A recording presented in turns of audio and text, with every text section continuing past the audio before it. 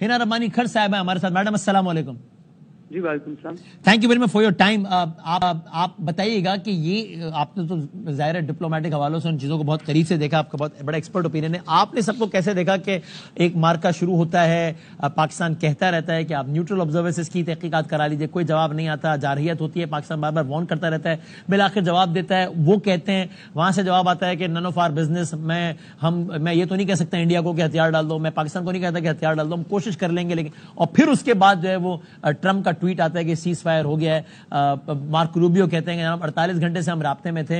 ये जो सिफारतकारी हुई, जो बैकडोर हुआ, इसको आपने किस तरह देखा, कि आपको क्या लगता है क्या हुआ एग्जैक्टली?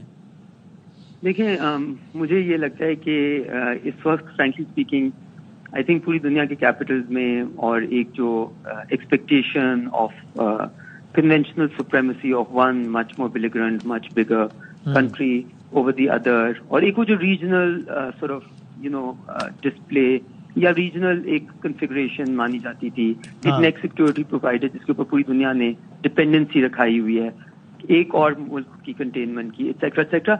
मेरे नजर में यहाँ पे पिछले 15 दिन में 18 दिन में बहुत सारी चीजें रीअसेसमेंट के लिए जाएंगी. एंड आई थिंक मैं अगर ये कहूंगी कि क्या क्या जाएंगी तो वो शायद खैर थोड़ा सा गैर जिम्मेवाराना ना होगा, लेकिन बहुत सारी जो एक्सपेक्टेशन थी, जो रूल्स एक्सपेक्ट किए जा रहे, मीनिंग जो एक्सपेक्टेशन थी और जो एक कंफर्म्ड रीजनिंग के मुताबिक डिसीजन दी गई based on certain state of play, कि वो इतना पावरफुल है, उसमें इतनी काबिलियत है, वो ये कर सकता है, वो नहीं, उसी चीज तो होता है ना.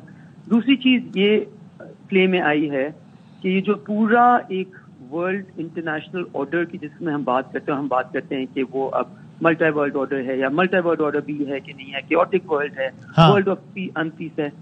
इस दुनिया में जहाँ पे हमें शायद आदत है कि हम मल्टीलैटरल बन के मल्टीलैटरलिज्म को फॉलो करके, रूल्स को फॉलो करके, इंटरनेशनल लॉ के मुताबिकत में, ह्यूमैनिटेरियन लॉ के मुताबिकत में एक्ट करेंगे तो हमें सेलिब्रेट किया जाएगा.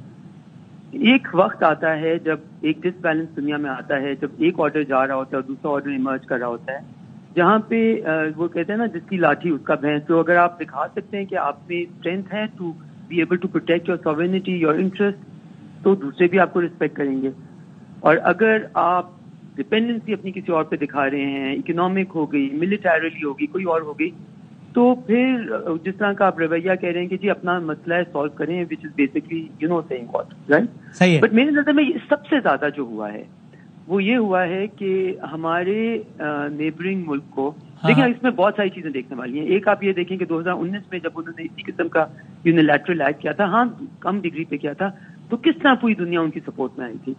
और फिर आप 2025 का उनका एक्ट देखें और फिर स्टेटमेंट देखें दुनिया की, वो बहुत मुख्तलिफ है. इसलिए क्योंकि इन 7 सालों में उन्होंने अपनी यूनिलैटरलिज्म, अपनी बिलिग्रेंस और अपना ये जो बिहेवियर उन्होंने कनाडा में दिखाया, जज, एग्जीक्यूशन, ज्यूरी खुद बन के, और कहना कि हम किसी को भी कहीं भी एग्जीक्यूट कर सकते हैं, बिल्कुल हम बहुत बड़ी ताकत बन गए. उनका ये अपनी ताकत की असम्पशन को ओवरप्ले करना और उसको होल्ड ना कर सकना, बल्कि एक ताकत की तो और की बात, एक नॉर्मल सॉवरेन स्टेट जो कि अपने कोई पंगा लेता है तो दम होना चाहिए ना कि बर्दाश्त कर सके कि क्या रिएक्शन में आएगा, और पता होना चाहिए उनकी असेसमेंट क्या थी कि एक न्यूक्लियर आर्म्ड कंट्री को जब आप बार बार करेंगे, वो स्ट्रेन करेगा अपने लिए, रीजन के लिए, दुनिया के लिए, अपने लोगों के लिए, और वो आप किस हद तक उसका रिस्ट्रेन को क्वेश्चन करना चाहते थे.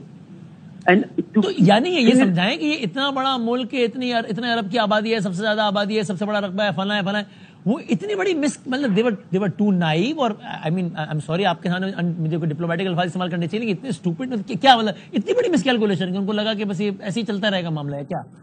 देखें, आप हमारे एक और नेबर को देखें, वो बात करते हैं कई इयर्स ऑफ ह्यूमिलिएशन की, फिर वो बात करते हैं 100 years ऑफ बिल्डिंग.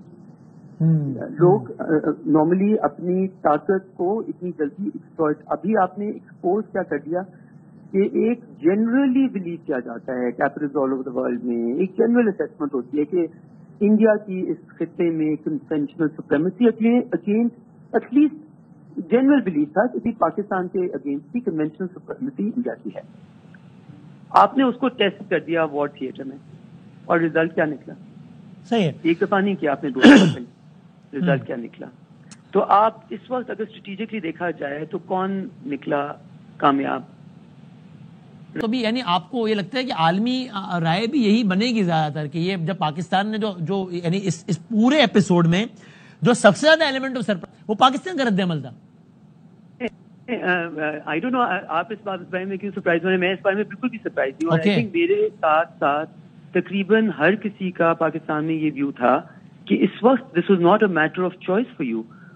अगर आप कहते हैं हमारी सालमियत को सीरियसली लो, कोई आपकी सालमियत को सीरियसली न लेता, आप दूसरी तरफ भी कहते हैं हमारी सालमियत को सीरियसली लो, फिर आप कुछ करेंगे तो हम ये करेंगे, फिर वो कुछ करते हैं आप कहते हैं फिर आप कुछ करेंगे.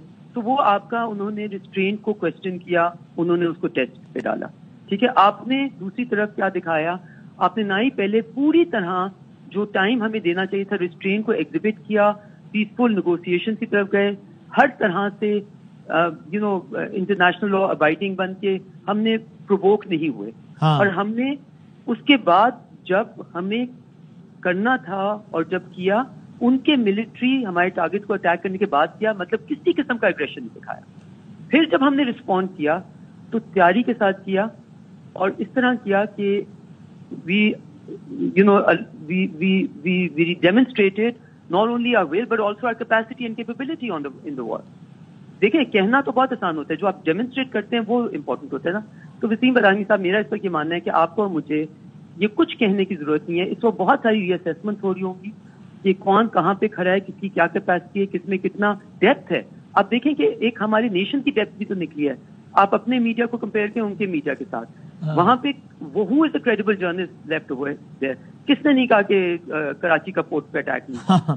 तो कहाँ पे उनका फॉरेन सेक्रेटरी जब ये कहता है कि जी रफेल नहीं गिरे और रफेल खुद कह देता है कि जी हमारे मिसिंग है, कौन सी इंडियन क्रेडिबिलिटी, कौन सी इंडियन इंस्टीट्यूशन की क्रेडिबिलिटी को अब आप लेके जो वो जाके केस करेंगे. But they still are on the power right. आपने कहा ये स्टुपिडिटी इन्होंने की, ये स्टुपिडिटी नहीं है. ये एक इतना जिसको घुमंड कहते हैं, इतना वो कहते हैं ना डीप रूटेड हो गया and they driven a hole for themselves. हम जो पूरी दुनिया को कहते रहे कि जो मोदी गवर्नमेंट इंडिया के साथ कर रही है वो इंडिया के लिए बुरा है, बिकॉज एक्सट्रीमिज्म फैला रहे हैं. ये सब कुछ उसकी डेमोन्स्ट्रेशन है.